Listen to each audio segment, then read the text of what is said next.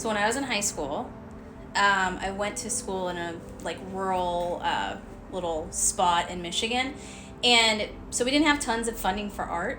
The one thing that they did have was a great like ceramics department. So the ceramics room was huge, and there was like 3 or 4 kilns, and our teacher was Mrs. Vishner. We call her Mrs. Vish, and she had a chinchilla as a class pet, and his name was Jerry Garcia. Like, I'm not even kidding. And so anyways, I was like, and always artsy from like the time I was like a little kid, and around like 12 I thought I'm gonna be an artist. And I told my mom that, and she's like, no you are not. And I don't know, I did it obviously.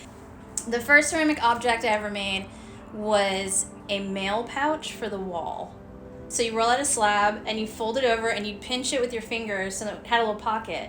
And then my teacher had all these different stamps and like tchotchkes that we could push into them. But the best thing she had was a little Garfield stamp. And so I pressed that in there over and over again. And I put a little hole, and that was on my wall in my bedroom forever.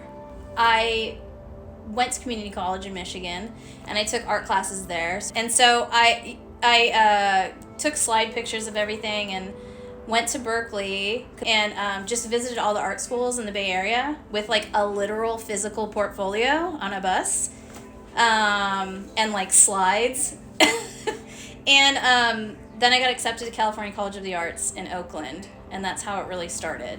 I went into painting actually at CCA, so not sculpture and not ceramics. I had this like love affair with painting that had a lot to do, I think, with accessibility. Like, it's something I could do in my home. And you see a lot of painting. Like, where I grew up, like, we don't really see art. So I saw a lot of painting and two-dimensional stuff. That made sense to me. So I struggled a long time, like, all through my 20s with, like, making any piece of artwork that felt like me. Like, when people try to sing and they put on that, like, Britney Spears voice. I was like, ugh.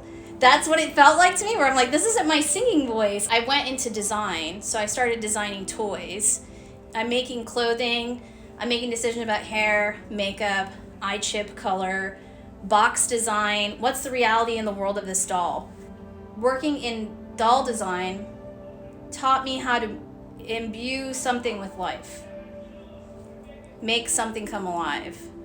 Like, this practice of, like, not like transubstantiation, but like sort of like imbuing the object with a spirit, so it starts communicating back. And that's when you know something's really good, or like when something's communicating properly.